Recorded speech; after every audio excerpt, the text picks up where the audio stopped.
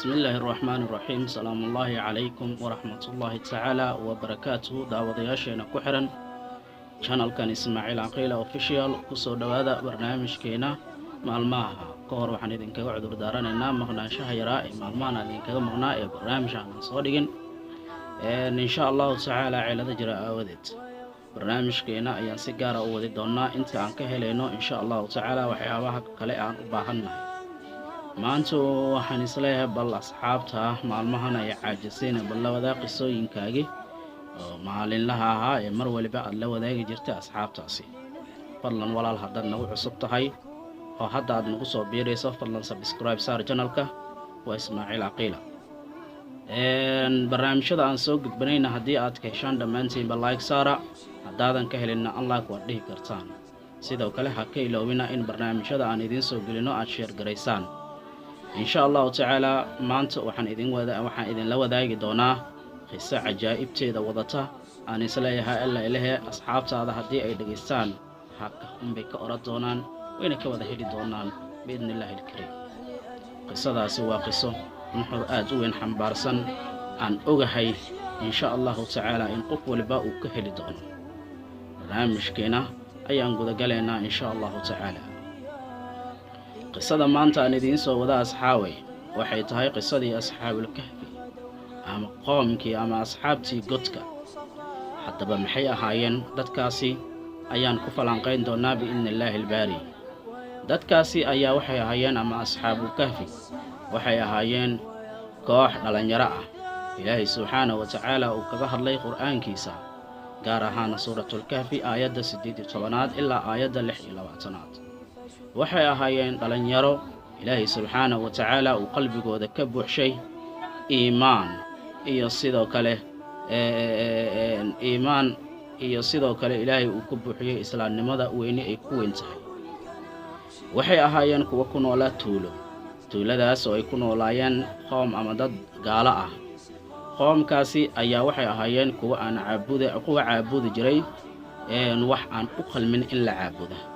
dhalinyaradii ayaa garawsaday in aan rabbigooda waxna aysan la wadaajin, isla mar ahaantaana ay ka hor imaadaan qoomkaasi waxay caabudi jireen. qoomkaasi dhalinyaradii intaasi markay sameeyeen ayaa qoomkii waxay sameeyeen in dhalinyaradii ay cadaadiyaan, iyagoo dhalinyaradii markii dambe ay isaga soo haajireen tuuladii isla markaana ay soo aadeen god ayay galeen. godkii markii ay galeen ayaa waxaa ku daboolmay dhagax aad u weyn. alla weyna jalla wacala ayaa dhalinyaradii maadaama isaga ay wax la wadaajiyeen diideen xaaladii ay qabsatay ayaa si cajiib ah u maamulay uguna maamuusay meesha ay joogeen aan idhaahdee.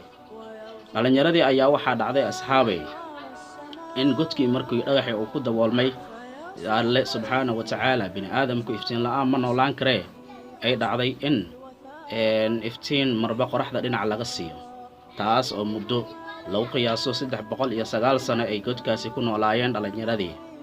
intaasi kadib ayaa markay muddo ku noolaayeen dhalinyaradii godkii ay ka soo baxeen iyadoo alle subxaanahu wa tacaala wixii uu ka feedmay, iyadoo alle subxaanahu wa tacaala uu qur'aanka si faahfaahsan ugu hadlay. intaasi kadib ayaa waxaa dhacday markii dadka ay arkay dhalinyaradii ayaa geeriyooday. markii ay geeriyoodeen kadib ayaa Allah subxaanahu wa tacaala soo nooleeyay dhalinyaradii. dadkii gaalada ahaa ee aan caabudayay wax aan u fiicneen ayaa waxaa dhacday in arrintii ay ku waana qaataan, isla markaana ay ku cibro qaataan, ayna ku noqdaan kuwa mu'miniin ah.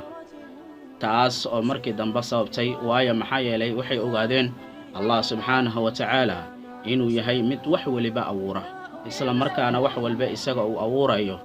markay ogaaday ayay ku soo islaameen. waa qiso cajiib ah wacan in lagu cibro qaato. midaasna waxay cadaynaysaa ama ay noo muujinaysaa asxaabay ninka hadduu Allah si dhab ah ugu xirmo culays walba iyo ciriir walba uu galo Allah ayaa ka feedaya. sidaa daraaddeed waxaa muhiim ah in si dhab ah Allah aan ugu xirnaano, cabsidiisana aan badino. qisada ayaa waxa aynu ka dhuuxayna ama nuxurka aan ka dhuuxayna ayaa ay tahay in alle aan ku xirnaano, waana dareemi karnaa insha Allahu tacaala. marka waxaan filayaa in asxaab badan oo channelka ku xiran qisadaasi ay ka heli doonaan. waxaan idinka codsanayaa in wixii aad jeclaan lahaydeen in aan barnaamijyada xiga aan idinkugu soo gudbiyo aad igu reebtaan qaybta fariimaha si aan waxa walbo aad u baahataan aan idinkugu soo gudbiyo biidnillaahi albaari. guud ahaan barnaamijkayga maanta intaas ayaan ku gabagabeynayaa. inta barnaamijkan midkiisa xiga aynu ku kulmi doono asxaabta ku xiran channelka Ismaaciil Aqiila waa walaalkiin Ismaaciil Maxamed Sid Cali oo idinkaga tagaya sidaas iyo nabadiino.